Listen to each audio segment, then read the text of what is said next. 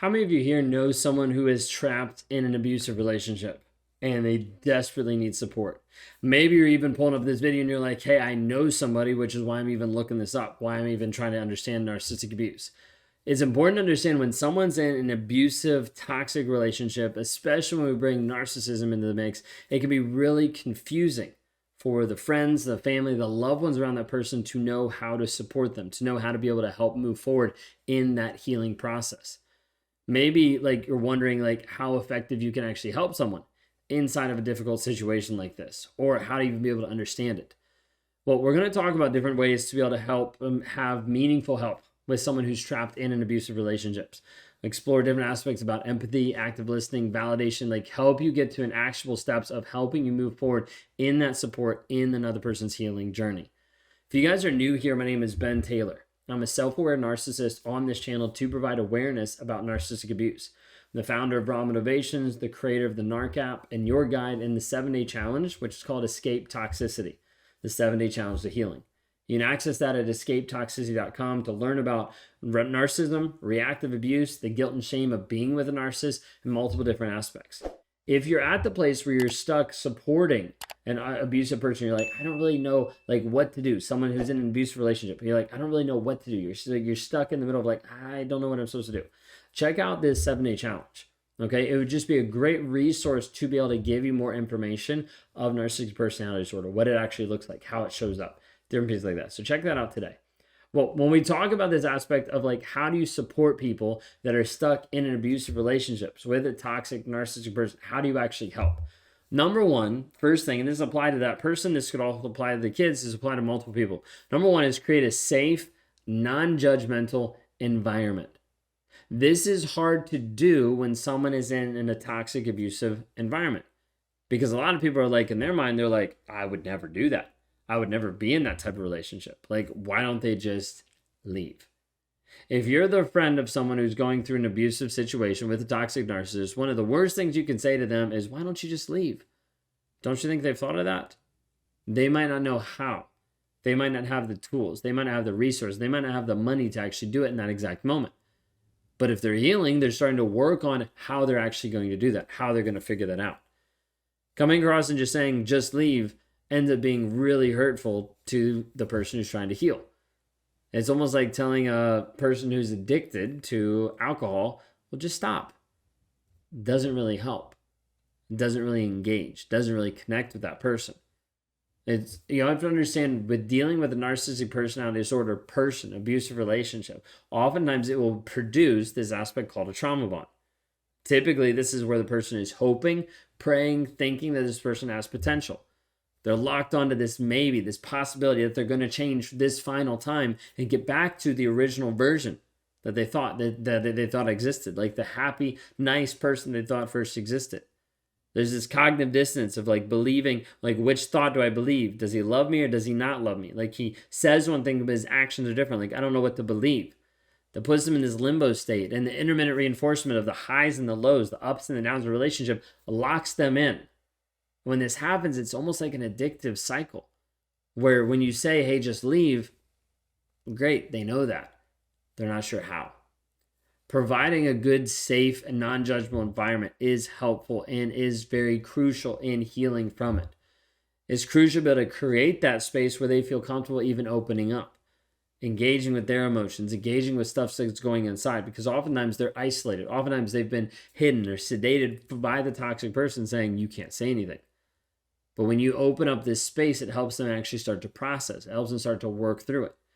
And this is where the piece of empathy and active listening are key in demonstrating that you actually care, that you actually have a genuine concern, and allowing them to share their experiences without the fear of blame and criticism. This is super important with your kids, allowing them to open up and share without getting criticized, controlled, blamed, shamed for the things that they've done. The reason why a lot of kids won't open up to their parents is simply because if they do, they're going to get in trouble for it, or they're going to get shamed for it, or they're going to get criticized for making a dumb decision. When in reality, they just want the love and the care from someone who actually was willing to support them. Oftentimes parents thinking that they're going to help them actually don't. So they can apply both ways of someone who's in an abusive relationship. Think of it this way. Instead of making assumptions of like, well, why don't you just do this, do this, do this? Like, just listen. Listen to their stories. Validate their emotions. They haven't had someone in their life validating their emotions. If you don't do this, like, you end up just enabling more of the abuse. Because they're like, well, my abuser doesn't validate my emotions. My friend didn't validate my emotions. Maybe it's my emotions' fault. Maybe I just need to fix me. And they start going down this journey that ends up being more enabling for the abuser to abuse them even more. Reassure them that they're not alone. This can be hard when you don't experience it. This can be hard when you don't understand it. So start to look at it, start to understand it.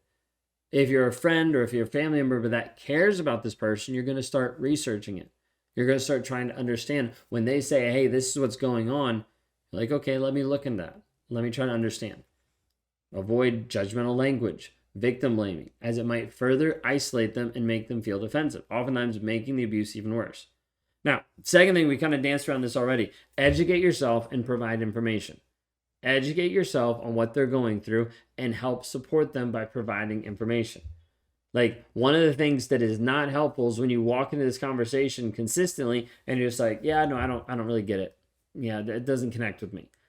I'm not saying you'd say that in such a callous tone or a callous way, but a lot of times your actions might do that by not actually backing it up, saying like, hey, I actually care about you, and here's something I learned today about this.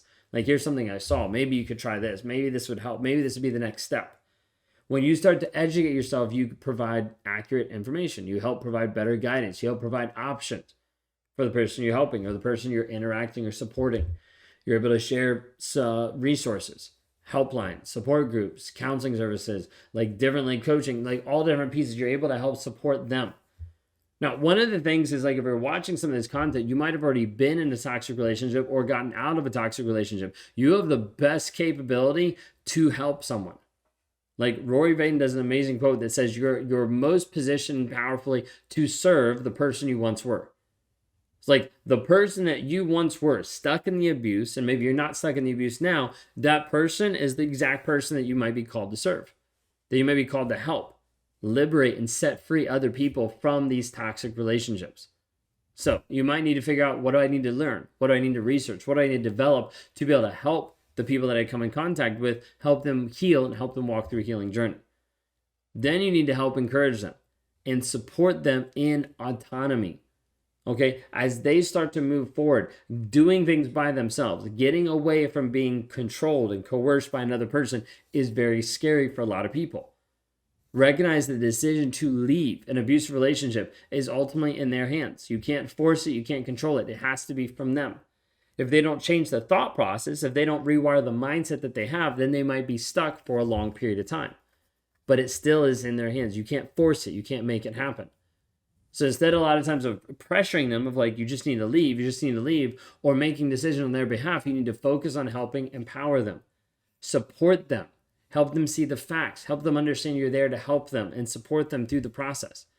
This oftentimes can help promote those decisions to even be faster because they're making them, but they're getting clear about what decision they need to make. So you have to be able to respect their space, respect their readiness to take action, multiple different levels. A huge part of it is being there for them.